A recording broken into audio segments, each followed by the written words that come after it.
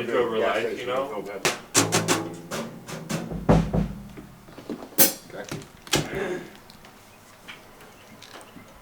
Let me know when you're ready. We're rolling.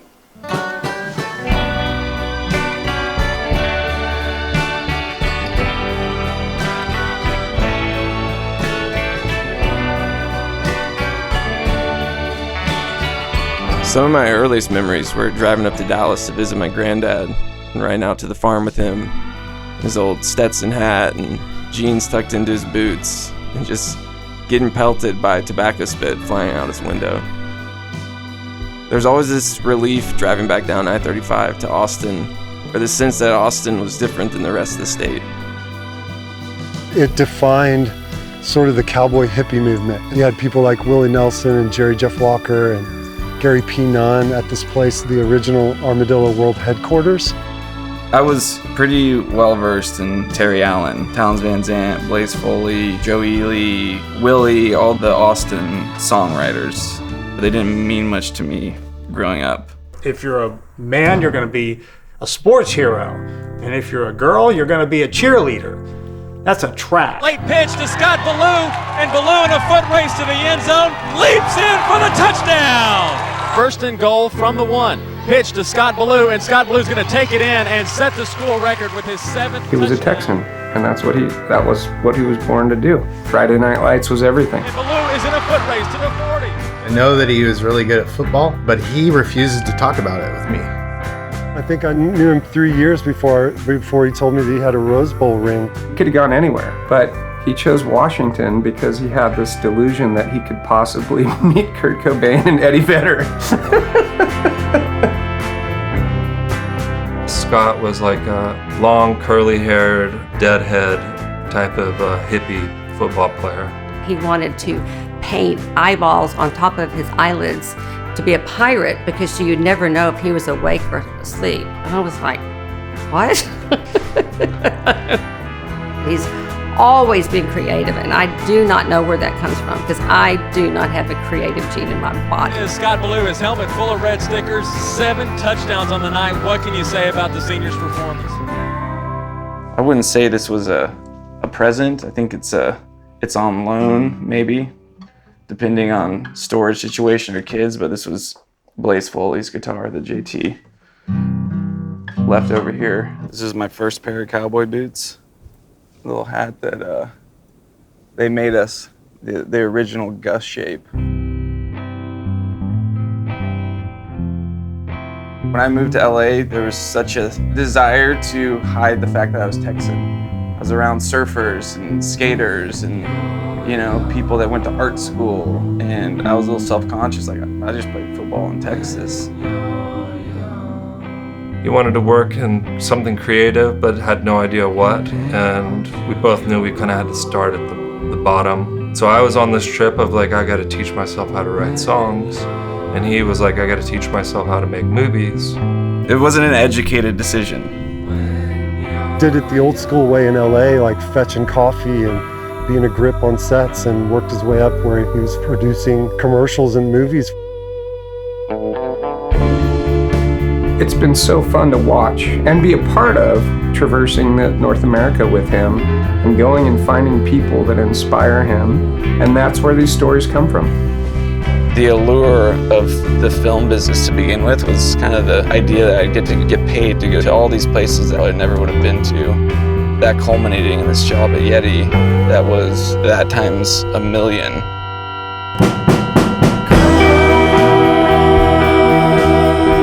When I met Scott and saw how he worked and saw how he shaped an edit, I realized I was kind of out of my league and didn't know much about story and had a lot to learn from him. I think he's a great storyteller and a great story structurer. His whole professional career has been about celebrating other people and making sure that their story is told correctly in an artistic way. He's getting to go and see and meet all these people that in his mind are trusting their gut and following their instincts and getting inspiration. And I don't know if he necessarily knew what he was going to do with it. That's the community that hovers around Scott. He has a way of talking to people that brings down their guard and makes people comfortable. He's just good at bringing stories out of people. I think it's important not to just send roses all day long. For sure, we'll get there. You know what I mean? So, Scotty's been through a lot. And he has to keep busy. If you know what I'm talking about, you know, he has to work every day to stay above dirt.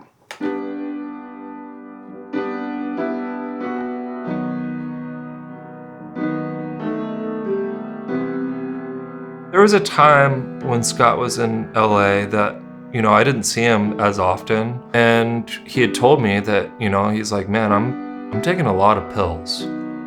And looking back at it now, it was like a cry for help. Scotty did those hard miles. There was a time where he was getting arrested and it was dark, you know, it was dark. From the span of just probably drinking too much as a mid-20-year-old to a year later taking 50 or 60 Vicodin a day, like setting 10 aside in my bedside table, hit the alarm to wake up, take them, hit snooze, and not being able to wake up until they actually kicked in to shower. 2 Oxycontin, 2 heroin in the span of a year and a half. So it was an extreme acceleration into this world of opiate addiction. He went down really far. I don't think a lot of people realize just how addicted to different substances he was. And that's an incredible hole to climb out of that a lot of people never escape. I don't think it was ever like an intentional self-destructive, like I don't want to live anymore. It was more of just like, this seems like the best way to deal with anxiety and all the hell that comes with heaven. The thought of going to a ranch and shooting myself was not an option. Like, I've never felt like it got that bad, but I will say there's a handful of flights just praying that that plane would crash, because that would have been the easiest way out of that mess. Scott saw the problem and dealt with it. But that's kind of his personality too, you know, face things head on. He took this on himself, the sobriety thing. You know, he called us and said, you know, I need help.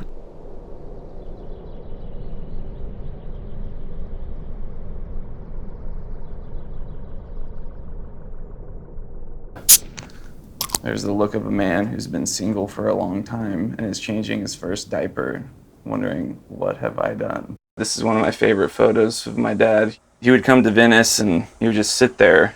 No music, no book, no talking. And my mom just would give him shit, like, what are you even doing over there? And he just goes, sometimes I like to sit here and think. Sometimes I like to just sit here. This would have been maybe mid-February. My dad feels a little out of it, goes to work, comes home way later, and just goes to bed at like 6 p.m. The next morning tells my mom that he had driven to San Antonio accidentally from his office, which is 5 minutes from his house. San Antonio is an hour and a half in the other direction. He called me when he was on his way to the hospital to figure out what was wrong with his dad. And I think it was the first time I ever heard him cry, and knew then that, I don't know, I can't imagine going through and being that scared and not knowing what's wrong with your father, who you idolize so much. You're seeing your dad, your hero, in a hospital beds with tubes sticking out of him. You still don't know what it is. It seems like the doctors don't even understand what it is. I'm sleeping at the hospital every other night. Your mom's a wreck. Your brother's in Houston. They don't know if it's gonna kill him. Like, there's a very small chance of surviving. In a previous life, I would have just called the old tambourine man, got a bunch of pills, or just checked out for those 3 months that he was gone. And honestly, like, that was the window where it's like, I'm just gonna write.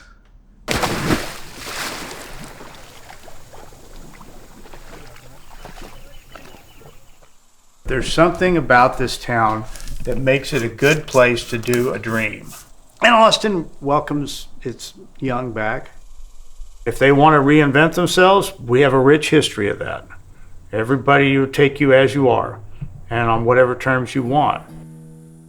Moving back here kind of gave me this renewed pride and sense of self of where I was from. If I had a nickel, I'd find a game. If I had $1, I'd make it rain. If it rained an ocean, I'd drink it dry and lay me down dissatisfied. Pretty good. So there's not, out of all of his lines, and I don't think there's one that represented addiction more than that.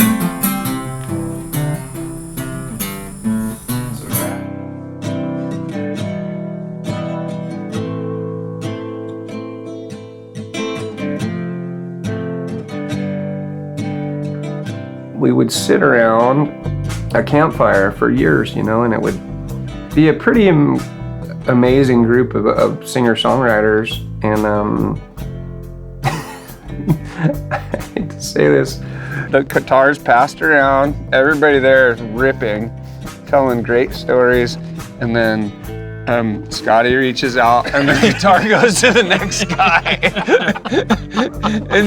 and Scotty would be like, He would just like muck around with some covers and almost purposely make them sound like harsh or just be joking around. He just did a full-on woodshed few years where he just played and found his voice. Every time I'd get a text, it'd be a new song. Then I started kind of pouring out of him kind of one after another, where he's just writing a couple songs a day almost, you know.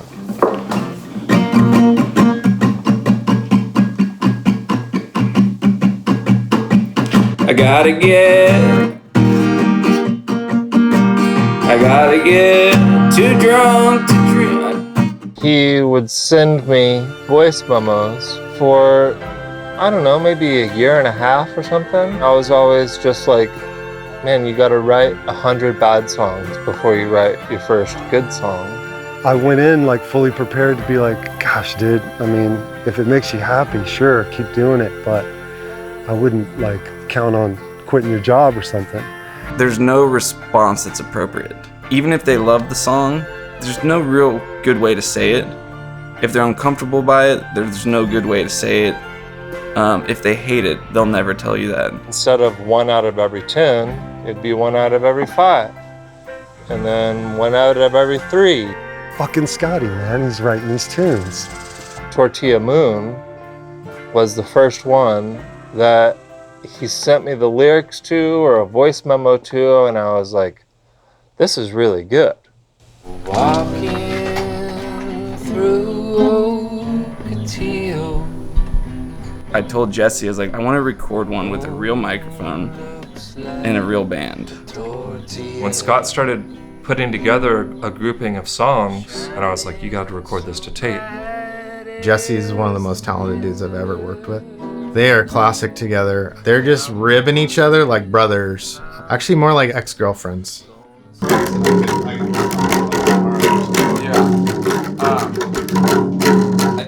Very I nice. hit the last wrong note. Hey, how about that? I think that was a keeper. It's not terrible. I think that's a good option. I think we do one more. Pull that out if you don't want the nylon. Like whatever you're doing, like you did one of these things on Wednesday where it was like. We're gonna stop there. I think that's when you go. That's when you. Okay. The ketamine. I think I have no idea what we're talking about now. I would consider Scott like the closest thing to like a twin brother. Shane, try that. That's cool. Try slowing down for one part of this song. No, slowing the whole song. Like, Scott has a way of butting heads, but then somehow giving you this like Timothy Leary like laugh, you know, keeping it light. When we knock heads, it's always because we both want the thing to be as good as possible. Was that the second verse that we just went over? Yeah. See, I don't know if it needs it in that part. Maybe it's the third verse where we're kind of dropping other things out. All right, move on. All right, that was like a well-needed first down. Yeah. I don't think in anyone's mind they were working on a record that anyone would hear or appreciate outside of the room. What surprised me was how rapidly his delivery changed. From joking around, it was kind of almost like making fun of a song, to like, no, these are my songs and I'm gonna deliver it in a heartfelt way. I was just like, oh, holy shit, this is for real. Like, you're recording these, they're fully fleshed out songs. If he's going to do it, it's going to be good, and he's going to bust his ass on it without you getting to see the busting of ass. Anything he goes into like fully in, like I'm immersed in this thing and I'm gonna do it exactly the way I want it. In terms of an artistic expression, to put your own words on paper and then be willing to stand in front of people and sing them that's the ultimate, pressured at bat, Just like, mark my words, young man, you are going to play on stage 1 year from now. He said, that'll never happen. I said, you watch. It will.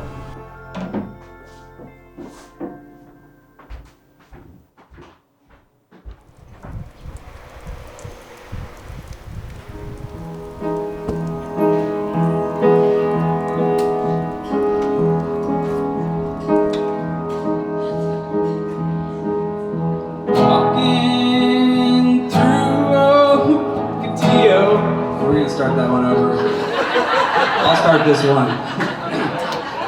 We get one start over. Yeah. This is it. Okay, wait.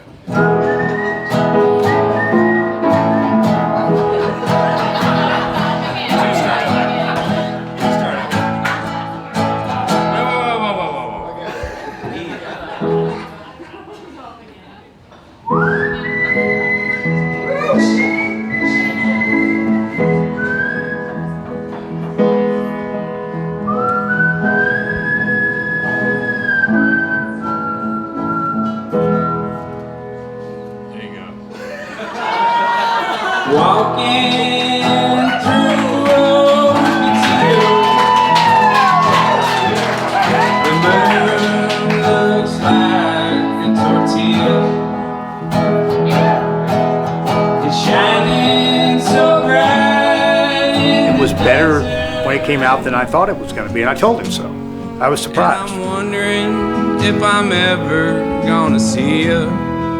Sure enough, like I start to grow closer to a couple songs, there's lines in there that really sort of like, got my hair standing up, and I'm like, shit, man, I think he could probably do this if he wanted to. His ability to tell stories in films has translated to songwriting for sure, more so than any of us kind of thought. He was able to already sketch out the mood, the arc of how he wanted his album to be, even though a lot of his chord progressions aren't even really that intuitive. It's almost visual in a way, It's like he'll take that piece and say, what if we put that here because it sounds good?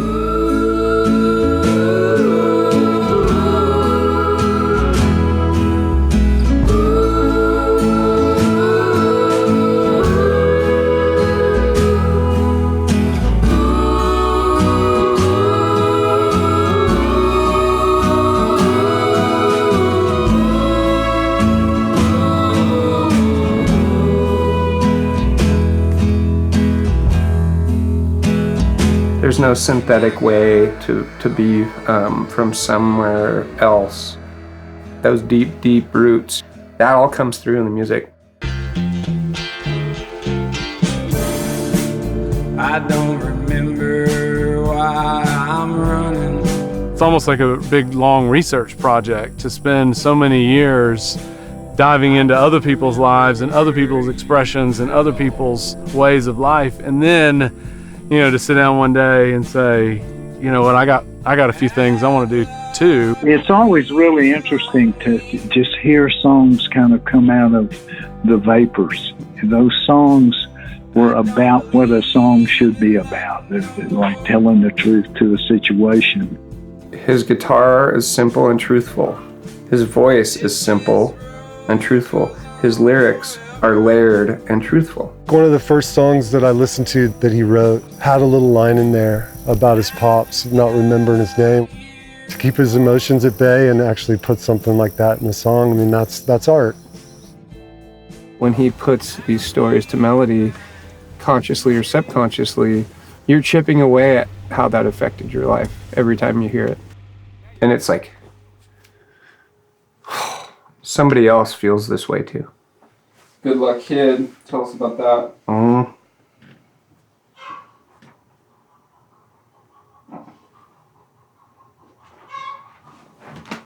I don't want to. Not right now. Well, explain to me why you can't talk about it. Because I'm a fucking break. Huh? I'll break. See, cinch up your saddle, boy. It's nothing that you did. All those things I told you still ringing in your head.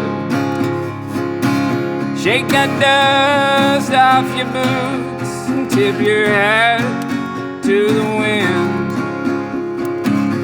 You got a crowd looking down, rooting for the good luck kid.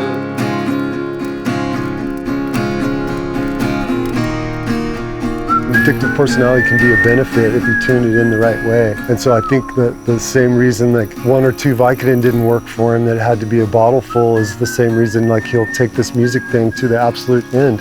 Every one of his songs couldn't be told unless he had been through that. And that's unfortunate because a guy should be able to tell a sad story without going through what he went through. The challenge and the exciting thing is just pushing yourself so much until you're uncomfortable that just something totally new happens that there's no way you could have come up with that out of the gate. Like in a way, music has, in a way saved his life, it has. Now this dude can't stop writing songs. It got to this point to where it's just like, now I'm inspired by you.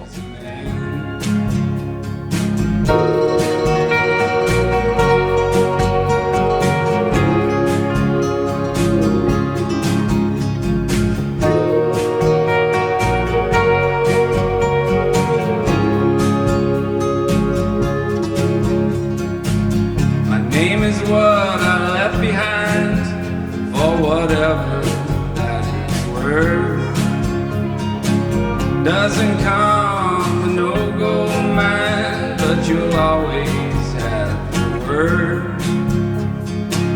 When that rolls around your hand, dig your spurs and let her buck. Like the men from this land, you'll just need a little luck.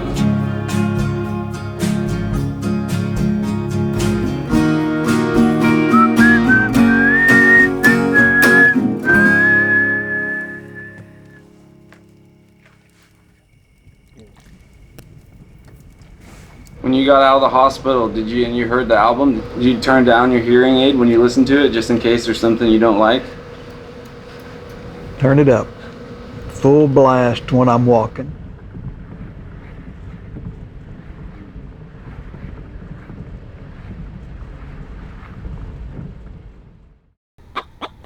You did the album, and what'd you do when you were done with it? I made another one.